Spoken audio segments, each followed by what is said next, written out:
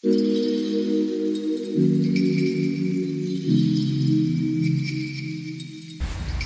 everyone, this is Jokay once again and welcome back to my YouTube channel. So last month na nga ngayon guys ng autumn season dito sa Turkey. So let me do the honor to room you around and show you how beautiful Eskişehir is during this season. And madalas nating naririnig guys yung autumn season. This is also known as fall for American people, and for us Filipino we call it Taglagas.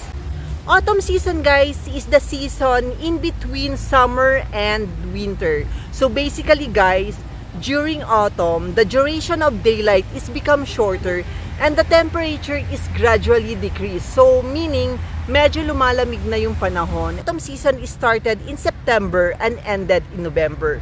So if you ask me guys kung ano ba yung season na talagang favorite ko, I rather choose autumn for this following reason.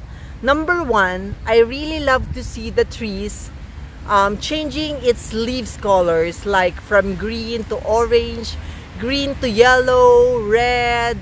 Kung napapansin nyo sa likod ko, ayan, medyo red na yung kulay ng dahon niya. And then meron ding mga purple, meron ding brown. So para sa akin masyadong romantic, especially when the leaves fall down, pasabay siya sa ihip ng hangin. So I find it very romantic. And number two is that, sabi ko nga kanina, the temperature decreased gradually. So, unti-unti nang lumalamig ang panahon. So, kahit na tirik ang araw, nakatulad ngayon, makikita nyo, maaraw siya, malamig. So, parang neutral yung pakiramdam. Hindi katulad ng summer na sobrang init, kahit na wala kang ginagawa, is nakakapagod. So, during autumn, napakasarap kasi nga neutral, mainit, mataas ang sikat ng araw, at the same time, malamig sa pakiramdam. So, gustong-gusto ko yung ganong pakiramdam. Pangatlo is, in terms of clothing, hindi mo magiging problema yon dahil everything you can wear is okay as long as comfortable ka. So, bahala ka, you can wear dress, you can wear shorts, you can wear tube, anything you want as long as you are comfortable with it. And the last thing is, I really love autumn for the holiday. So, ang sarap-sarap niyang gumala kahit nasaan ka pumunta. Kasi nga, malamig ang panahon, mataas ang sikat ng araw, pero malamig. So, ang sarap niya talaga. Kung mapapansin nyo guys, ang daming tao, ayan, nakapila sila. Ang daming tao kasi nga perfect weather talaga to para sa bakasyon, para sa gala. So, ano pang iniintay natin guys? Samahan nyo ko na mag-walking tour at ipakita sa inyo kung gaano ba kaganda ang mga puno at lugar sa Eskişehir during autumn season. So, without further ado guys, let's do the walking tour in 3, 2, 1...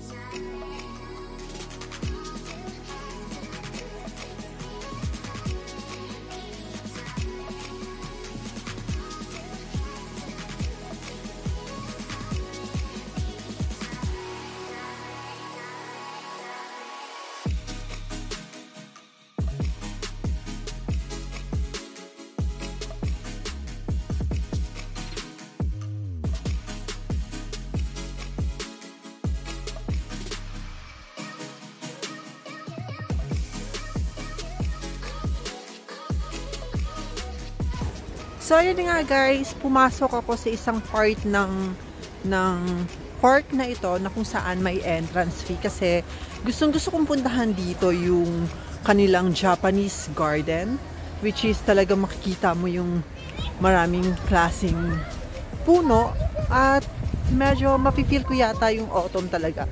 Dahil ngayon kasi guys, apparently hindi na natin mape-predict yung panahon kasi katulad ngayon kahit autumn, medyo mainit pa rin. Kaya pinili ko na mag-stay dito or pumasok dito sa loob ng isang part ng park kasi alam ko mas mafe-feel ko or mas maipapakita ko sa inyo yung ganda ng autumn season. So, andito na nga ako guys sa Japanese garden ng Sazoba Park. Ayan. So, napakaganda dito guys. As in, kung talagang nature lover ka, masarap pumunta dito. Actually guys, I'm expecting na makakapag-vlog ako na hindi ako mahihiya. Kasi, usually walang masyadong tao dito. But for now, sobrang daming tao. Maraming school excursion, like that. So, hindi ko ina-expect yung ganito karaming tao. So, but that's okay guys. Ayan. So, I'm entering the Japanese garden of Sazoba Park. Ayan yung sinasabi ko sa inyo guys. Sobrang ganda ng mga puno. Ayan. Umpisa na silang nalalagas ang kanilang mga dahon. And after that, magwi-winter na.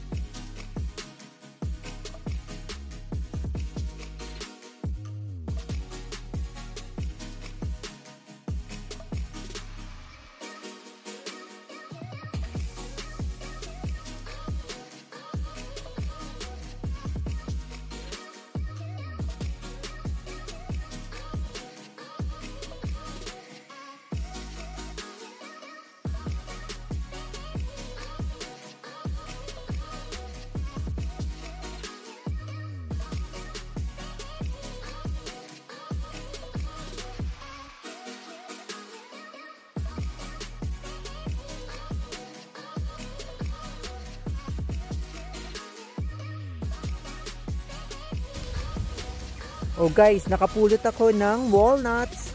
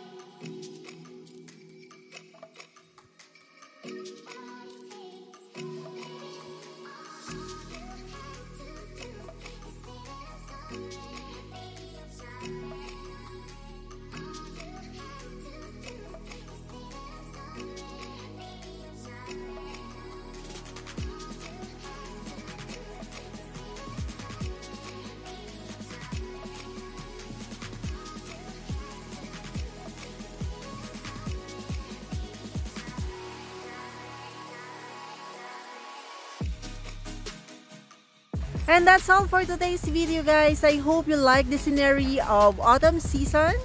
And if you do, please give me a thumbs up. Don't forget to drop your comments on the comment section. And please don't forget to subscribe on my YouTube channel. See you on my next vlog. Mwah!